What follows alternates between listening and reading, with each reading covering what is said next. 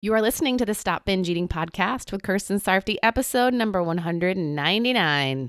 Welcome to the Stop Binge Eating podcast. It's time for you to end your food obsession and begin feeling confident and in control around food. You are absolutely capable of eliminating binge eating from your life, and I'm going to show you how by giving you simple tools and insights that you can apply in your own life. I'm your host, Kirsten Sarfty. Now let's get to it. Hi, let's talk about the times when you are really looking forward to eating a joy food, or any food for that matter, and you're really excited about it, and then it's not so great. I think this has happened to all of us, and it's going to continue to happen. You're going to order your favorite meal at a restaurant, and for some reason, it won't be as good as it usually is. Or you hear that someone is bringing a dessert to a celebration and it sounds amazing, but then when you eat it, it's not. It's just okay. Or you hear everyone rave about a certain food, and then when you try it, you don't think it's so great. Sometimes our expectations are not met when it comes to the food that we're looking forward to eating, and we feel disappointed because we were expecting a better experience than we had. And how you handle this disappointment is important. Here's what I see people sometimes do. They're disappointed by their food, yet they still eat it anyway. Then, because they're disappointed that they didn't get the pleasure they were expecting, they seek out pleasure from another food or multiple foods. It becomes this search for pleasure to overcome the disappointment. But unfortunately, that search might turn into a binge and might result in continued disappointing. Because what if the next food is disappointing? And the next? Then what? This is what can happen when you don't just let it go. When you don't just let the experience be what it is and move on from it. So why do you think that you aren't just moving on from it? One reason might be because you overly restrict yourself. You rarely allow yourself to eat those foods or foods like it. So you think that this was your one chance for a while. Or you think that you're not going to get pleasure like this again for a while. So because you're actually allowing it now and you're not going to allow it again, not anytime soon, it has to be good now. And you're going to make it good by finding something else if this isn't good. You think you need to have something else to satisfy you now because, again, this is your one chance. But imagine if you had unlimited chances. What if it was totally fine that this food wasn't amazing because you'll have another food that is soon? It wouldn't be such a big deal. There wouldn't be so much pressure on this food to be amazing because there will be more opportunities in the near future. When you overly restrict yourself and aren't allowing yourself to eat the foods you like, there's more pressure on that food being good than when you can have food like that at any time. It's like having a date night with your partner weekly versus once every few months. You'd probably feel more pressure for it to be amazing if you're only doing it once every few months. It's rare, so it's got to be great when you have one. But if you're doing it weekly and one date night isn't amazing because you don't feel well or your plans don't work out as you hoped, it's not a big deal because there's another date night coming next week. So if you're not being so restrictive with what you're allowing yourself to eat, there won't be such a strong need to find something to make it amazing. If it's not amazing, you'll soon have something that is. And another reason might be because this food is supposed to be the best part of your day, your week, or your month. And if it's not good, you think you're missing out on the best pleasure of your day, week, or month. In your mind, there's nothing else. There's no highly pleasurable experiences for you if you're not experiencing the pleasure with this food. So that's why you're on a mission to find a food that will be highly pleasurable. Now, there's nothing wrong with being excited about a food. There's nothing wrong with food being a highlight. I get excited about food, and for me, it can be a highlight of an experience. Like this one time, a friend and I went to a cafe to hang out and drink tea, and the main reason we chose this particular place was because they supposedly make the best crullers.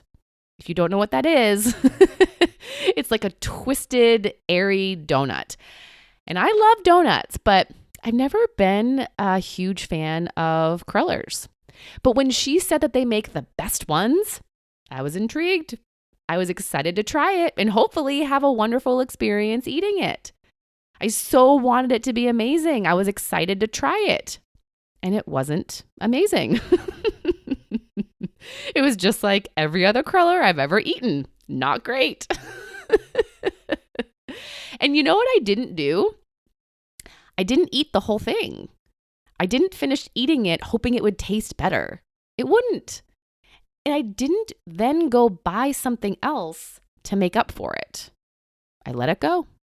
And I was able to let it go because, one, there was more eating pleasure coming for me soon. And I'll tell you, I didn't have anything planned, but I just believed that it was coming. And two, because there was other pleasures for me to experience. I so very much enjoyed hanging out with my friend.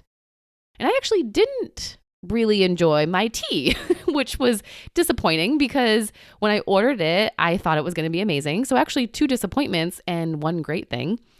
And my day wasn't over. That's the key here. I intentionally enjoyed myself and had pleasurable moments during my day afterward. The cruller and the tea weren't my only opportunities for pleasure. So the fact that I didn't love them didn't matter that much. There was other opportunities to come. Something I see showing up often for people who binge is that food is the highlight most of the time. This happens a lot at nighttime, and that's a common reason why they don't want to stop eating. They look forward to eating their joy food or delicious meal toward the end of the day, and once that's over, in their mind, there's nothing left. The day has peaked, and now it's downhill from there. So they eat to stay at the peak. But what if there is no peak? What if what you thought was going to be the peak isn't? And you have 3 options. You go eat more food to try and peak. You go do something else to peak, which I see a lot of people having a hard time with. They don't know what else to do if they're not eating. They don't know how else to experience pleasure and what to do with their time, so they just eat more. And the third option is to not seek out a different, highly pleasurable experience and just allow yourself to feel disappointed with something that's less pleasurable, moderately pleasurable. Now, there may also be times when going to do something else that's pleasurable isn't even an option in that moment. After this, it's off to work, errands, chores, something not very pleasurable. And if this is the case, you're going to allow yourself to feel a disappointment as you move on to your next thing. Allowing yourself to feel disappointed is going to be useful for you, whether you move on to something else that's highly pleasurable, moderately pleasurable, or not at all pleasurable. It's okay to feel disappointed. We all feel it sometimes. It's a valid feeling to feel when your expectations aren't met. You can be disappointed, but you're not going to stay there too long. Yes, you didn't get the pleasure you were expecting, but more is coming. This isn't the last opportunity. So here's what you're going to do when a food disappoints you. If it's not a meal that's fueling you, if it's a joy food that you're eating not for hunger, but for enjoyment and pleasure only, stop eating it. If you're not enjoying it or experiencing pleasure, there's no point in eating it. It's not going to get better the longer you eat it. And if it is a fueling meal, if you can get something else, go for it. But if getting something else isn't an option or an option that you want to choose, like if you're at a restaurant with people and you don't want to wait for a new meal to be cooked while your co-diners are already eating, then you eat what you have to satisfy your hunger. And then comes your thought work. You allow yourself to feel disappointed. It's normal to feel this way, and you can feel this way. You give yourself permission to have more food pleasure soon. This isn't your final opportunity. You have another way to experience pleasure, like enjoying the company of the people that you're with or enjoying whatever it is that you're doing after eating. This isn't your only opportunity for pleasure. And if you can't get a different pleasure now, have something else to look forward to later. If not now, later. And it can be food if you want it to be. Again, looking forward to food isn't a problem. It's how you react when it doesn't meet your expectations that can be a problem. When it comes to continuing to eat after feeling disappointed about a food, what it really comes down to is not wanting to feel disappointment and scarcity of highly pleasurable foods and scarcity of pleasure. If you're not giving yourself enough of those, then you're going to voraciously try to get it when you allow yourself to actually have it. So allow yourself to eat those foods more and allow yourself to feel how you're feeling. Feeling disappointed when a food isn't what you expected doesn't have to derail you. You can let it go and move on if it's not that big of a deal in your mind, and it doesn't have to be. Okay? Have a wonderful week enjoying foods and non-food pleasures and allowing yourself to feel disappointed if you do. Bye-bye. Thank you for listening to the Stop Binge Eating podcast. If you like what you heard today and you want more, go to coachkir.com/free. That's COACHKIR.com/free to get some awesome free stuff to help you stop binge eating.